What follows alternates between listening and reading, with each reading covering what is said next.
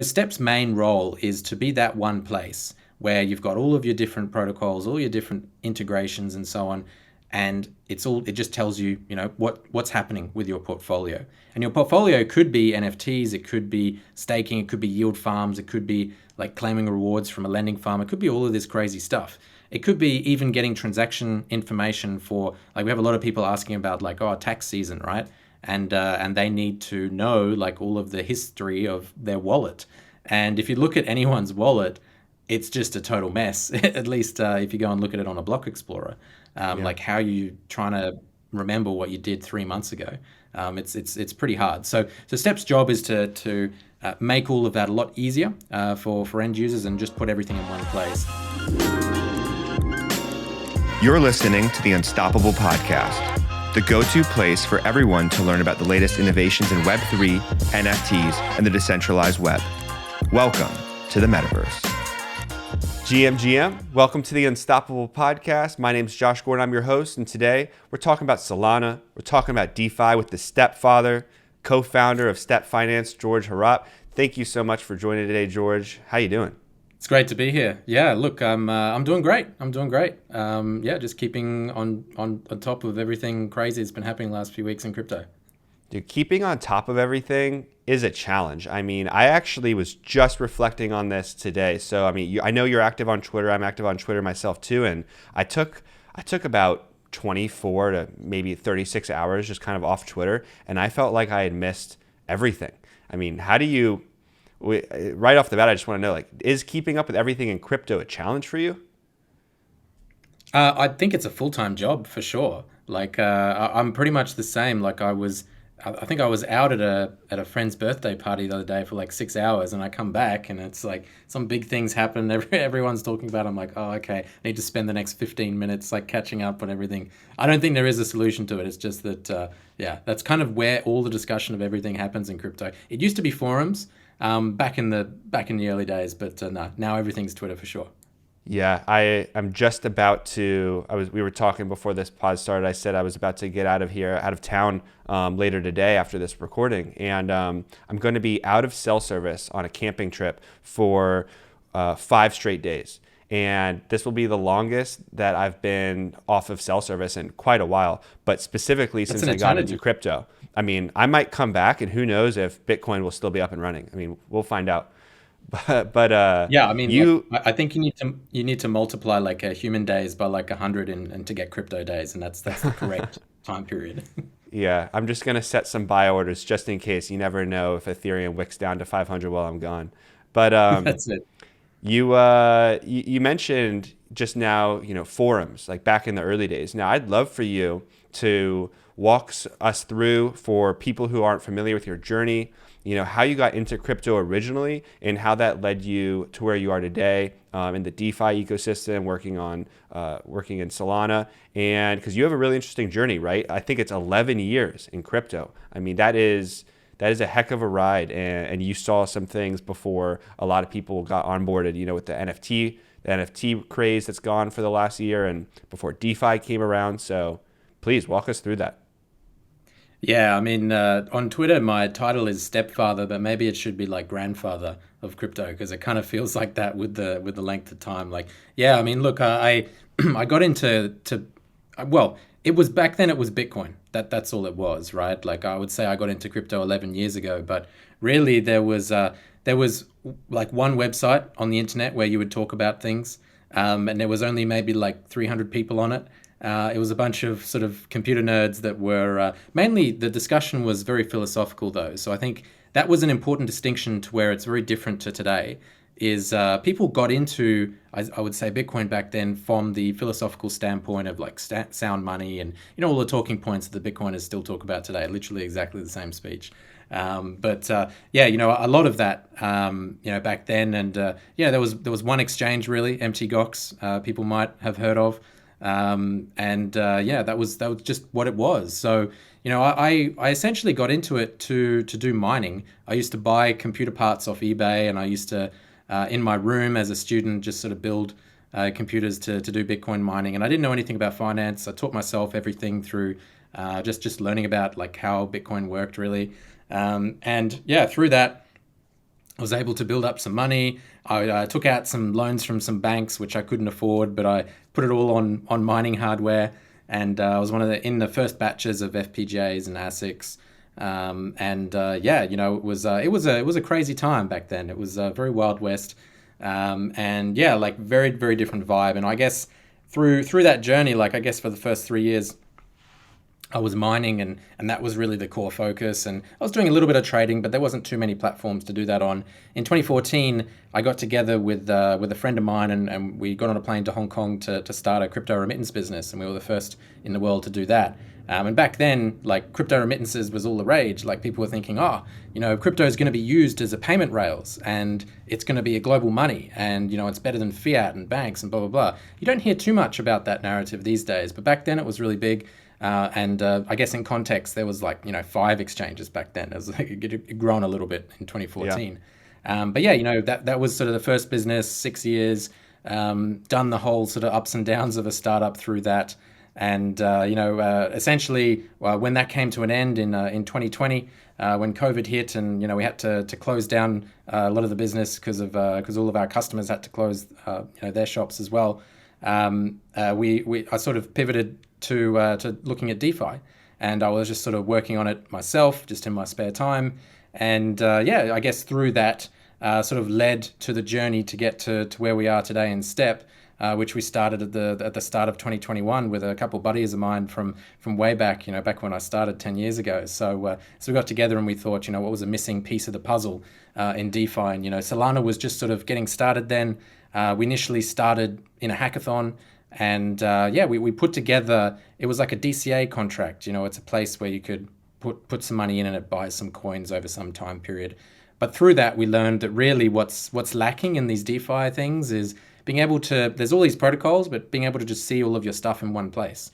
Like I don't want 20 tabs open to find out where my money is. I just Yeah. want to have like one website which just tells me everything. So that's what Step is. That's what it evolved into, and that's sort of really where we've grown it to today. A team of about 15, and yeah, we've been going strong, and yeah, it's been great. But yeah, I guess the journey, the ups and downs along the way, there's been a lot of that. I've made money and lost money 3 times in crypto. I've lost thousands of Bitcoin here and there in different things. Back in the early days, there's Ponzi schemes and like forum things and all sorts of different stuff. But hey, it's all good. You dust yourself off, you get back on the horse, and off you go. Yeah, that's a really interesting story, and I definitely want to dive into both the remittance business and step finance. But before that, a question I have for you is, what played out as you thought it would, and what things happened differently from those early days? I mean, you mentioned that a lot of the talk around crypto as this better than fiat simply payment system has shifted slightly. Today the conversation seems to really be about these decentralized applications and what kind of products can give people utility. I mean, NFTs. So very different narratives going on. But yeah, what really strikes you as different than how you were originally seeing things back in the early forum days? Yeah, like I guess that maybe I alluded to the beginning, but I think the philosophy is important. Like often people would come not for like, oh, I heard you can make money on this thing. It's like, oh, this is sort of aligns with my philosophy on like what money should be. And I think that's a change that we see to today. And it's maybe a natural thing, to be honest. Like I often think about this, like could it have been different? Like, should we be onboarding people and talking about the philosophy behind crypto before, we tell them that, yeah, look, there's this different things that you can invest in and blah, blah, blah. I think it's just natural, right? The ecosystem sort of grows beyond the 300 or so people that are very sort of ideologically aligned with why they want to get into crypto, and it just sort of becomes a thing where yeah, you have people offering different services, and they tell you about like in the case of DeFi is building a financial system, whereas in the case of Bitcoin, it's more sort of analogous to say gold, where it's a store of value. So these are different things, and then of course you have NFTs, and like is it art, is it not? So I guess yeah, there's a lot of different reasons that people join crypto these days, and that wasn't really the case. There was really like one entry, I think, back in the day, and I think some of the narratives, like the philosophy is one. I think the use of crypto as a payment mechanism was certainly really big for like 5 years. Really, like the first 5 years of Bitcoin's life, it was always about that. People would get really excited when like some random company accepts accept Bitcoin for payments, and they're like, this is the future. Everyone's going to do this, or you can use Bitcoin in some random country. So that didn't really play out, and I think like certainly like we can talk about it on the remittance world, but yeah, there's a couple of reasons for that. But I think the longer crypto exists, the longer all of us immerse ourselves in whether it's the metaverse or whether it's doing all of our finances online on a wallet, whether it's getting loans in a DeFi app versus instead of a bank. Like we get so immersed in this thing now that there's probably A, there's no going back, and B, it's okay to build businesses that entirely rely on crypto. Whereas like 10 years ago, that wasn't the case. Like you had to maybe, have some bridge to the real world somewhere, have some fiat, outlets, have some sort of connection there to the real world. Maybe you have to dumb down the application to appeal to, a wider audience or something like that. Whereas now I think you can keep the bar, to sort of crypto savvy people. And before, like the audience for that was like 50 people, but now it's like 50 million people. So it's a viable business model. Yeah, no, really interesting how that shift has happened. I also feel like with some of my friends during the pandemic, I live with a bunch of friends, and some of them weren't crypto native to start with, right? And we had a lot of nights around the living room fireplace and just sitting on the porch because we couldn't go anywhere, talking about crypto. And we started at this really conceptual level, and then once they got in, it really changed to, all right, what project should I buy into? What's hot right now? And so it kind of makes sense that in those early days, the conceptual people were ideating, people were thinking through these big problems, and now since a lot of people do understand it, you kind of skip some chapters and you jump straight to, hey, buy this NFT project, something like that. But I think that this podcast is also a way to still hit on some of the concepts, the themes, the important aspects of crypto. So that's really one of my goals, to be honest with you. And I appreciate you sharing your story and how you think through things too. I also agree that we're definitely past the point where we can't go back. I mean, just today, Andreessen Horowitz announced another $4.5 billion in crypto funding for the foreseeable future. So the amount of funding we're seeing coming to this space is crazy, and that fund alone is going to probably spur innovation from how many companies over the next 5 years? I mean, hundreds probably. So yeah, the innovation is still going to be flowing in. You talk about differences between the past and now too, and I want to draw on some differences that I feel like I'm seeing between the U.S. market and maybe the international one, and how that might tie to your history with crypto remittance. So remittance has to deal with sending money to people around the world, right? Like basically Western Union, but crypto. Am I right in saying that? Correct. Yeah. Yeah. So do you think that narrative has changed slightly because a lot of the innovation happens in the US, where that kind of use case just isn't top of mind for us because we have things like Venmo and Cash App and Zelle that connects with your bank account? Sending money isn't too much of a problem for US people, but it's a problem for people in a lot of countries around the world. But the US is, and also tell me if I'm thinking about this wrong too, the US is where I feel like I see a lot of the innovation coming out from the dApps and the NFT projects, whereas international, I still do see focuses on the payment side of things. Do you think that's why we're seeing a little bit of the shift away from crypto as payment to maybe crypto more as an application? Okay, so a couple of things there to unpack. I think firstly, I would say that the US historically in the payment space has lagged behind for like decades. I was sending people payments over Facebook like 12 years ago. And the US still had ACH transfers, which took a day to actually clear. And yes, we have like, apps now, but they're all domestic payments, right? They're within the US. So when we're talking about remittances, it's generally different countries. There's different countries, there's different currencies involved. So the global remittance market, it's somewhere in the region of like $700 billion. That's the official number. But really the actual number is like 2 times larger than that on the unofficial sort of market. But that's how money moves around the world, right? So, it would be, say, immigrants in one country sending money back home to their family. That's the classic traditional use case. You've got big countries that have a very large percentage of their GDP that come from remittances. So you've got the Philippines, you've got Nigeria, you've got Mexico, you've got, a lot of those countries, they very much rely on the billions of dollars coming in from overseas from all these different places. But the thing is, when you involve like other fiat currencies in the transaction, you're also very much relying on the local payment mechanisms in those countries. So, for example, like a Venmo or something's not going to be able to get you cash out in like rural Ghana or something like that, right? So, Yeah. literally impossible to use. And all of these different other kind of apps that are used for domestic payments also the same. So the question is like who is the one who can actually help you solve that problem for getting like cash out in Ghana? Because also the reality on the ground is the majority of countries in the world, they still use physical cash. They don't have the equivalent of these different apps, and there's various reasons for that. But yeah, often it's cash, and people are comfortable with that. So it's like, okay, who can I connect to who has a network in these countries? We had sort of one example. We used to do remittances to Indonesia. Indonesia has like thousands of islands, and often these islands, like the only way to get money is at the post office. And it's not economically viable for Western Union to set up on some random island in the middle of nowhere with a population of 50,000. So everyone collects money from the post office, right? So then you rely on the local sort of post office money transfer network, right? And you have to go there and like sign a bunch of forms, and it's a horrible process. So I can't often even the problem imagine. we always talk about, yeah, yeah.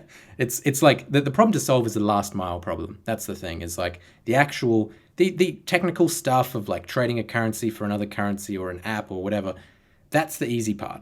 It's like the hardest part is like the last mile, getting that physical money, that digital money somewhere to like a physical location. So that's the problem to solve. And it doesn't matter what crypto you have or whatever you have. Like if you don't solve that problem, you're not going to help with global payments. But Yeah. yeah, you're right. Like there is a lot of innovation in the US on the technical side, but I guess in many of these other countries around the world that don't use the US dollar, they're very much focused on the payment side because that's just a reality of how money is moved. Do you, So yeah, like I think there is certainly scope to improve that, and maybe as more people like become like digital natives, and they don't need the physical cash anymore, or those local shops on that random village on that island. If you can pay in crypto, well, that's the ultimate, and then it's like problem solved. But we're not at that level yet. I think eventually we'll get there, but yeah, not yet. are people in those kinds of, from your experience, people in those kinds of countries that are still operating in that cash first model and don't have all the infrastructure that other countries might have more developed out? Are they really? Do you find that this is a solution? This remittance is a solution to a problem they're asking for, or is it a solution that the crypto world sees as a fix to their problem? But the truth is, it's not what they want. Yeah, it's a bit of both, I think. So I guess one thing to say is a lot of these countries have better financial systems than pretty much all like G10 countries, like, better than most of Europe, better than America, better than Australia and whatever. Nigeria, you can do real-time payments and you can look up an account before you actually go and send money there. So you can see if someone screwed up the account number, and it's incorrect or something before you actually send the payment. Whereas it might take me like a week or two in many sort of developed financial markets for the money to rebound.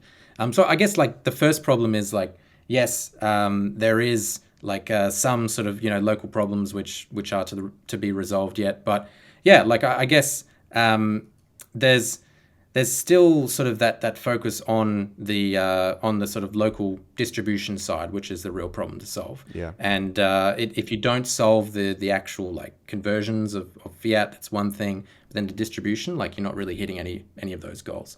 So yeah, like I think a lot of these countries, like they're going to probably innovate in those areas first. And like you got cases like the Philippines where like double digit percentage of the population are all they've been able to accept crypto remittances for like almost 10 years now. So yeah, there's very developed sort of things around this already, but are they as impactful on the rest of the crypto market? Probably not. Yeah. It's either it's never really caught traction, or it's just sort of a smaller piece of the pie than say some of these other more technical crypto only things floating around. Yeah. Makes sense. Makes sense. Appreciate you breaking that down. I'd like to zoom out a little bit and talk about the macro environment, if you're down with that. we're in another bear market. A lot of major coins are down 50%, 55%. Some of the altcoins down more. Even in the stocks, we've seen some crazy stock movements recently. Snapchat just dropped like 45% in a day on some earnings announcements. So we're seeing this happen, across all asset classes. But what keeps you excited about crypto and DeFi right now, even in this downturn environment? And it's not the first time you've seen it, and obviously you've stuck around. So I'm curious what insight you can share, what mental models or like frameworks that helps you think about crypto going forward during times like this. Yeah, well, I guess as long as I've been around, the whole sort of ethos was crypto is it's either going to be worth zero or like $1 million a coin, and that's I still see that that's a reasonable sort of position to have. And on the surface, it seems like a kind of ridiculous statement, but actually it's quite deep because what you're saying is that if crypto doesn't succeed in all of the things that it says that it's going to do, whether it's payments or NFTs or digitalizing finance and DeFi and all this kind of stuff, if it doesn't do that, well, it's never going to ever sort of be at the point where it's at parity or it's just going to fade or the definition of not succeeding means that it's going to sort of fade out and become irrelevant. But if it does succeed, then that does kind of mean that it's just going to be a winner takes all game, and it's going to dominate the other payment forms, the other ways of managing finances and that sort of thing. And yeah, it's going to be that sort of dominant mechanism. So I would say, like, on the one hand, bear markets come and go, but if your thesis is crypto is something which is valuable and useful for the world, and you believe that it's actually going to gain traction over time, well, it's just a matter of perspective on your time horizon of when the market's going to bounce back and realize that value. So like it might be the case that everyone's sort of, oh no, there's a bear market this year and that sort of thing, or the last 4 months or something like that. But if you zoom out like a year or two, like, Bitcoin was at 3,700 in March 2020.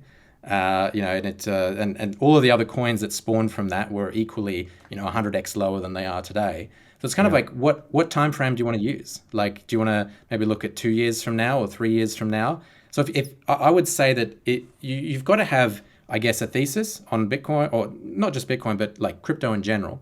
And if you think crypto is here to stay, then it kind of makes sense that yeah, you can take a long-term horizon from it, and you can go, hey, yep, bear markets come and go, but turn off the app, go for a walk, go outside, and things will eventually revert. So look, I've seen that many times before. I think it becomes more complicated when you've got all of these different competing things, which may or may not have such a long time horizon, right? So if you have these protocols which are sort of only around for a couple of years, I mean, the likelihood is that they're probably not going to be there a decade from now.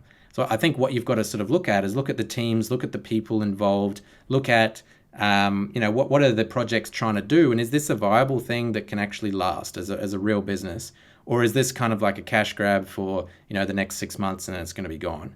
Yeah. Because you probably don't want to apply the same thinking of, oh, I'm going to buy this random NFT and that's going to be the same as Bitcoin is going to be here a decade from now. It's probably not. That's just the numbers and how they stack up, right, in terms of market caps and users and everything else. So, like, yeah, Totally. I'd be careful with where you apply the logic, but in general, if you're bullish on crypto, like, probably don't worry about the sort of the gyrations of up and down markets. Yeah, no, good advice. And, so you talk about finding projects that have been around for a long time, but what's one of the best innovations in the DeFi space you've seen over the last year? I mean, DeFi is so relatively new. It some stuff doesn't have the timeline to have been around as long as Bitcoin and Ethereum, right? But what are some projects that have really struck you in the last year? Which ones do you see being that project that might continue for time to come?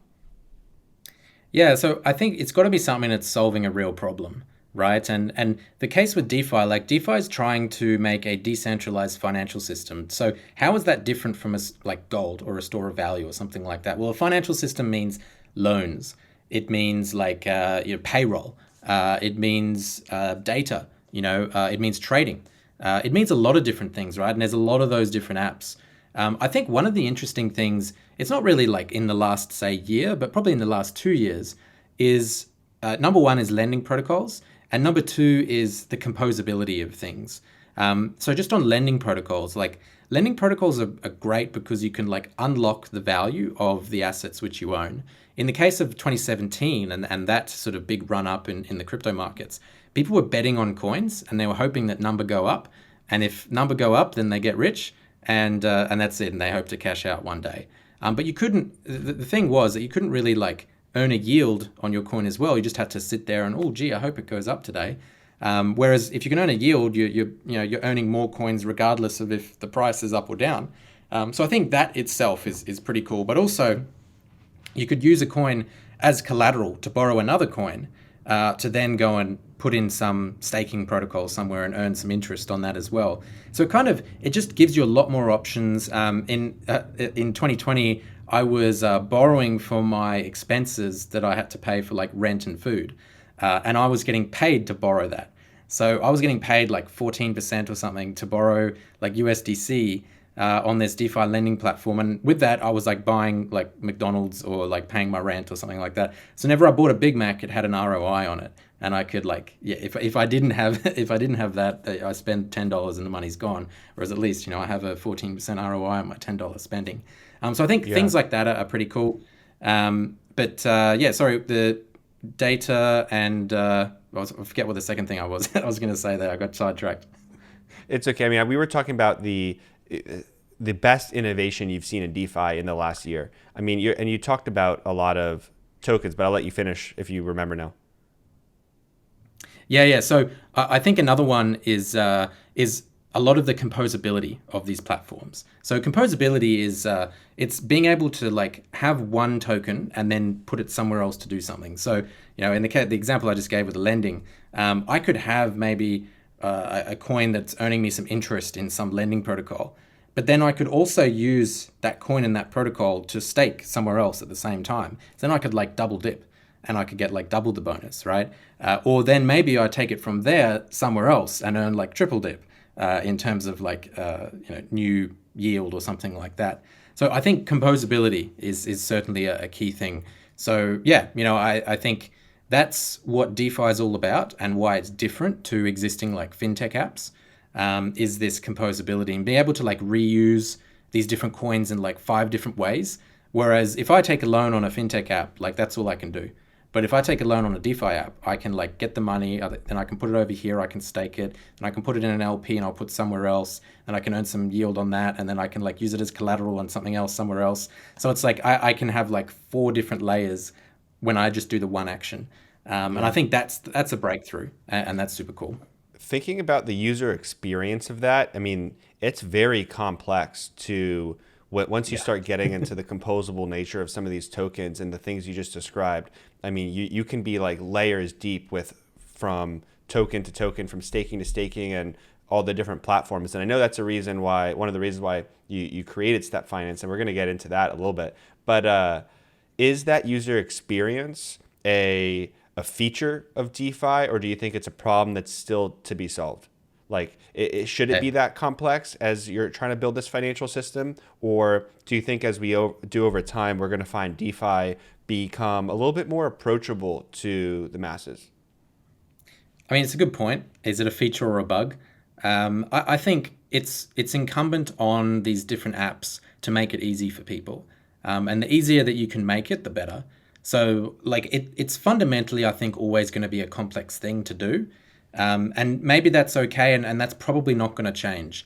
But I think being able to get access to these different things is the main sort of solution to solve. So, for example, if there is an app which is doing like this 5 layered crazy thing over here, but then it says, hey, just deposit some USDC, and then you can like get into this 5 layer deep thing.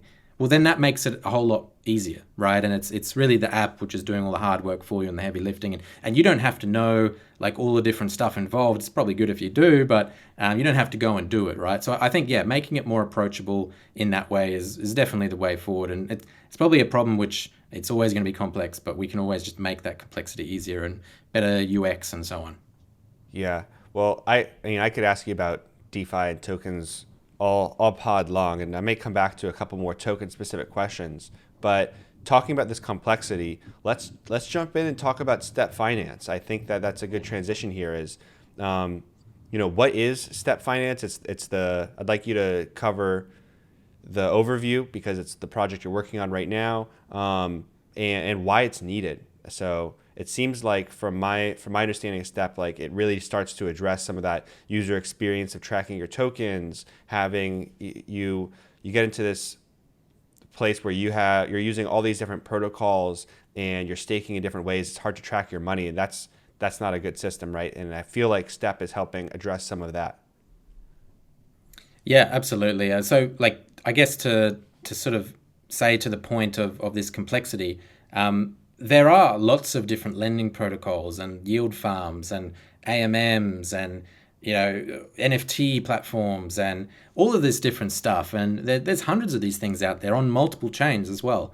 And it's kind of unviable that how do I track all of that? Like, how do I know how much money I have at any one point in time? And that's been like certainly last year in Solana land when that was still, being built out. That was the case. Like you didn't know. You had all of these different tabs up. You had like 10 tabs on your browser, and all of them would say a different number, and it's like you have no sort of idea of what's really going on. So Step's main role is to be that one place where you've got all of your different protocols, all your different integrations, and so on, and it just tells you what's happening with your portfolio. And your portfolio could be NFTs, it could be staking, it could be yield farms, it could be like claiming rewards from a lending farm, it could be all of this crazy stuff. It could be even getting transaction information for, like, we have a lot of people asking about like, oh, tax season, right? And they need to know like all of the history of their wallet. And if you look at anyone's wallet, it's just a total mess. At least if you go and look at it on a block explorer, Yeah. like how you trying to remember what you did 3 months ago. It's pretty hard. So Step's job is to make all of that a lot easier for end users and just put everything in one place. So that's how we started. We have the most integrations on Solana for all of this. So pretty much every protocol out there on Solana we integrate with, and the question often comes up of like multi-chain, and like I love other chains. I experiment in a lot of different places, and obviously sort of learning DeFi on Ethereum land and that sort of thing. But I think, look, for us, there's so much happening on Solana right now that we can't keep up. And if we were to try and learn like another three different blockchains, I could have to hire another 50 people.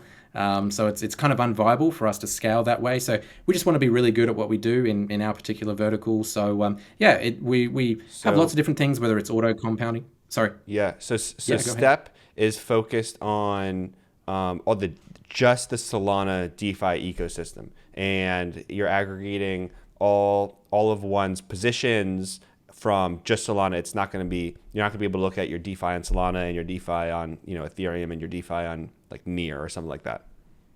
Correct. Yeah. So Yeah, just Solana, and basically everything that happens on chain makes on there. sense. So yeah. Why are you betting on Solana being the chain that is of focus? I'm very curious about that. I mean, Solana's had tons of adoption over the last year. The NFT world has really embraced Solana in the last couple months with some major projects, and we just spoke with the COO of Magic Eden on the pod, so they're getting a lot of great growth. But yeah, very curious on why Solana is your focus. Yeah, well, an example of Magic Eden, like Magic Eden, I think is now bigger in terms of users, volume, and everything than OpenSea. So OpenSea is like number two, and Magic Eden's done a really good job of that. And like, why are people gravitating to Solana and Magic Eden and whatever it might be? I think there's a couple of reasons. Like number one, a lot of the people that come into the DeFi world and the NFT world, like this is their first experience with crypto, and maybe they haven't used other stuff. So, firstly, like you have a lot of new users coming in that have no reference.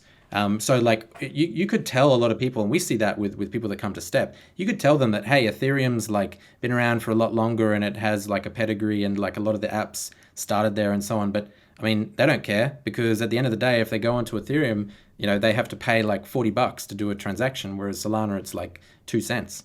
So like, why would you make the switch? Like, I get the historical argument, but people are also practical, right? So I think the speed and the low transaction fees is one thing, but a lot of blockchains say that, right? And that's been sort of the talking point for a lot of people on a lot of different chains. Oh, we're quicker and we're cheap.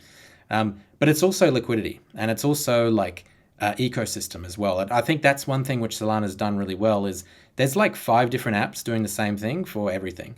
So in the case of DeFi, they're like all the different things we spoke about before. Like there's 5 different apps doing all of those, and yeah, that's a big ecosystem. And all of those apps are like trying to attract users in different ways and incentives and blah blah blah. So like I think Solana's done a good job on that. Maybe other sort of chains haven't, or they have maybe in the case of let's say like Terra recently. Before everything sort of went downhill there with UST, like Terra really had one major DApp, which was Anchor. That was the one where how many billion was in there, Yeah. and like they I think had other it might have been ecosystem 40 dApps. billion. Yeah, some crazy number, right? Like, but most of that was concentrated in like one app. So that would be an example of an ecosystem that sure, like it exists and it's growing, but it's nowhere near as developed as say Solana. So like that's why I'm really excited about Solana. Like it's got this depth of ecosystem now, and all of these different communities and apps running on it, that it's got that critical mass. And it's no longer like just trying to survive and being like, hey, we have like this one random thing which people care about. It's like, no, we have like 10 of them. Like, take a choice. Yeah. And What I think there's a lot of reasons. Like maybe it's devs. There's a lot of devs starting. There's a lot of resources on learning how to get started. Stuff like that. Maybe that's a contributing factor.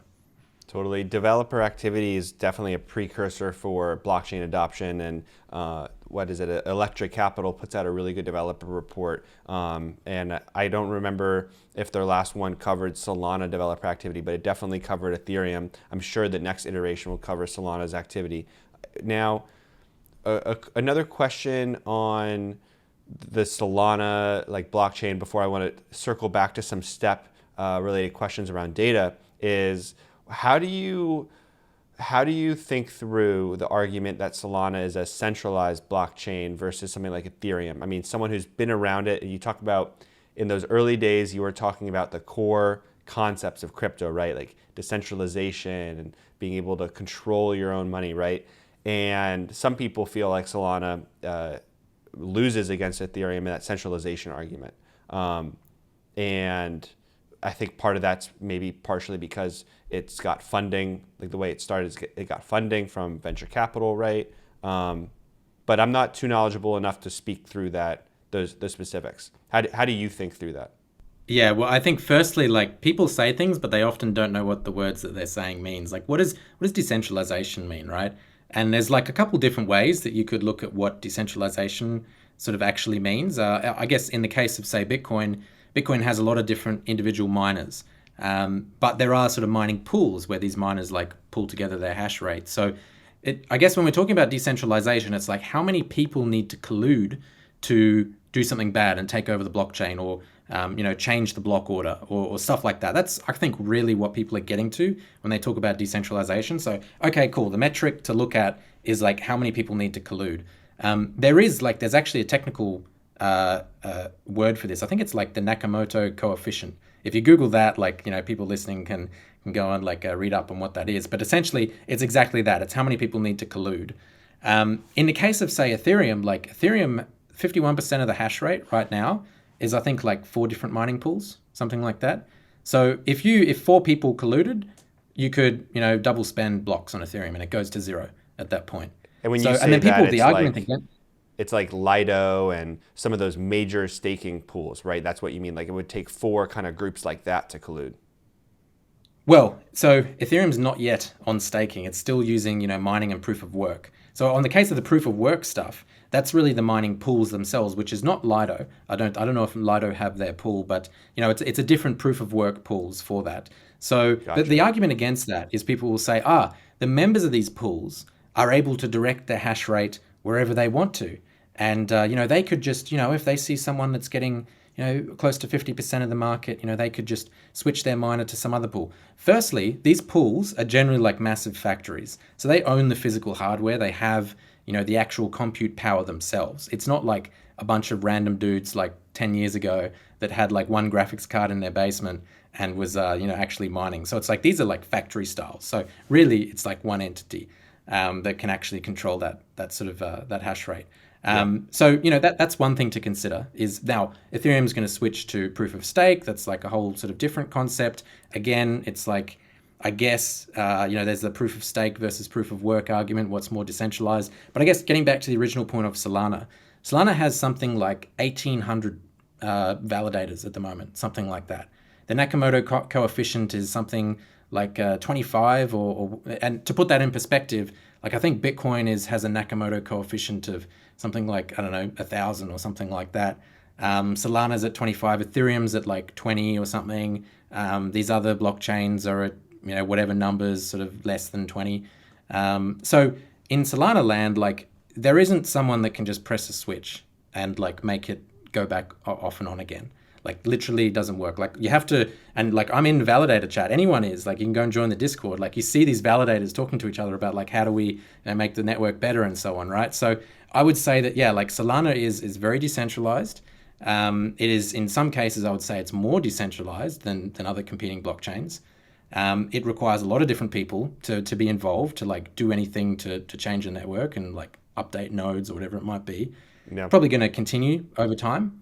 And Solana has like a different validation mechanism. How that competes with proof of work over time or proof of stake, like up for discussion as like a very sort of lengthy debate on like these different validation mechanisms. But yeah, at the end of the day, you want to make sure that not many people can actually collude. Like I don't really think that that's much of a risk for a lot of the top blockchains, really. Yeah, no, I appreciate that explanation. Really insightful. It gives me just kind of a lens into how you think through that, and helps answer some of the concerns that I feel like I'd seen on Twitter. I mean, I don't think I subscribe to the Solana's a centralized blockchain argument, but it's something I see, and I don't see a lot of real breakdowns on what people are saying behind that and why it might not be true. So what you just described makes a lot of sense. Yeah, Now, I've many times on Twitter, when people have said that, I've been like, oh, cool, which of the 1,700 validators has the off switch? Like, let me know, and I'll like, I'll tag them and be like, dude, why are you turning it off? I like that. Clap back at them. There's so much stuff on Twitter that you got to decide which battles you pick and which ones you don't. But it definitely is good to be able to respond to a couple people. So now I do want to come back and I want to talk about data before we wrap up and go into our 1-2 Web3 section of the pod. And that is, I think that what you're doing at Step is really interesting, gathering data to provide all these different views. I mean, so many times people talk about how the blockchain is this open, anybody can check type of playing field, right? But that requires a lot of technical expertise. You mentioned Block Explorer. How hard is it to dive through that or Etherscan and really get an understanding of what these transactions mean? And so I think that some of the work you're doing is making these transactions human readable, right, in certain ways. So how do you think through the different layers of data on the blockchain, and what are you trying to bubble up in Step Finance? And what does that new visualization of the data give you a view of? How does it help you? Yeah, like so we recently had a really sort of interesting Q1 discussion internally, and it was kind of like, what's the direction that we want to go in for the rest of this year? It comes down to like, to be a viable protocol and something which can earn revenue essentially, like we need to be able to provide a service that people are willing to pay for. And in the DeFi world, it's like, okay, make people doing DeFi stuff, make their life easier. Like maybe it's one-click compounding of yield farms, or maybe it's, I don't know, like you can settle orders from the DEX, via Step, and we take a cut of that. Or it might be people aping into some random vault somewhere and we take a cut of that. We could go down the path of like adding these different things, but certainly in a bear market, like there's less activity, there's less TVL, there's less of all of this action, and I don't think it's not a business model which is really sort of our core, really at the core of our product. So when we're saying like, okay, what's the core of our product? We have all of these different integrations. We show people data across all of these different weird things. The thing is that is actually our moat. That is actually the thing which is highly valuable that we never really sort of looked at before as something that we could tap into. But so we're thinking, okay, all of these integrations, like we have data on what's the APY of some random sort of yield farm, or how many people own this LP, or like how is this token performed against other ones in the same time period, or like Magic Eden, like what are apes whaling into at the moment, like what are the addresses which are prolific in this, and how much have they transferred. There's a lot of different cool data which we can actually extract from what we already do. It's just about, we've got to be able to index it and serve it to people in a way which makes sense. So sort of really how we see the future of Step going forward is capturing all of that in easy to use either data dashboards or APIs that we make available to people, and that's sort of where I think I see the future of us going. Like people might be familiar with, say, Dune Analytics or Nansen or Glassnode, some of these different data focused products that they are telling you stuff about what's happening on the blockchain, and that's their core competency. But I guess where Step is a little bit different to what they're doing is they're telling you about like the blockchain sort of high level stuff, whereas Step is telling you about some weird protocol over here that has a lending pool that does X. Nansen doesn't have those integrations, neither does many other people. So really, that's where we sort of shine, and that's where we want to be able to provide that either in data dashboards and monetize that. We have as well like accounting companies coming to us, and they're like, hey, our clients are flipping NFTs and doing crazy DeFi stuff. We need to know for their tax, like what's happening. Can we, like, is there a way for us to plug into your data and our customer can like give their address, and then you can just tell us like all of this crazy stuff that's going on, because they're not going to go and build like 50 integrations with Solana. They're an accounting company. Yeah. They just want to like get the data somewhere. So that's really sort of where we see ourselves, as like being able to make human readable, like you said, all of this crazy stuff. There's so much to be learned about our almost like all these different Web 2 companies, Netflix, Amazon, Google, they know so much about the user. And there's one side of it where there's this argument, especially in Web 3, on how they misuse our data. But on the flip side, they also do a lot of things to make our internet experiences better, recommending the next show we might want to watch, or connecting us to a friend in our network, right? And I think that there's a lot of really interesting ways that some of this data is going to, on the blockchain, can bubble up insights for, right now it's really geared towards traders, right? And collectors and people in the DeFi space. But as we even get beyond that, I'm just super curious to see how that data insight gives us, I don't know, the ability to make decisions around other things that aren't just trading. But being able to watch what smart money is doing, and also being able to get insight into like taxes, super valuable. So I've used Nansen myself for like NFT trades to try to get an idea of what are the people who who are the best traders, what are they doing right now? And that gives me like a little bit of, a data point to make a decision. And so the more data points that we can provide everyday people to make smarter decisions, I think is just better. So, and now we get to do it in an unsiloed, massive, open database. You just have to have the technical chops, or you have to know which dApps to use to get that insight, right? Yeah, exactly. Um, And Go I'll ahead. just say quickly as well, like, yeah, like I think the difference between, say, a Netflix, which, might have custody of your data and they might do a bunch of stuff. But the cool thing with Web3 is like, we're just showing you information which is already public. Like it's all on the blockchain. Like everyone can read it. It's just trying to make sense of it.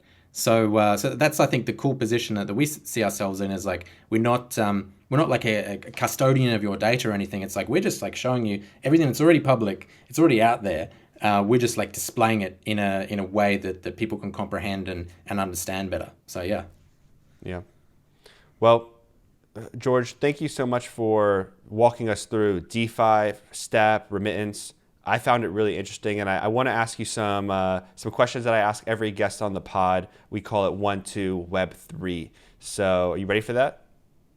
Let's go to it. Yep. All right. Who is a influential Web3 creator, entrepreneur, collector that's inspired or educated you? Super curious about this one, especially given you have maybe the longest time horizon of people that may have impacted you that from anyone I've asked on the pod. Yeah, that's a good one. I think I really like what Eric Voorhees has done over the years. And for those who not familiar, like Eric was one of the first entrepreneurs in crypto, and he had a website called Satoshi Dice, which I think was like the first exit ever in crypto as well for a company, and he runs what is it, Shapeshift now. But yeah, I think what Eric has done over the years is really admirable, and he's always been involved. And yeah, give him a follow on Twitter.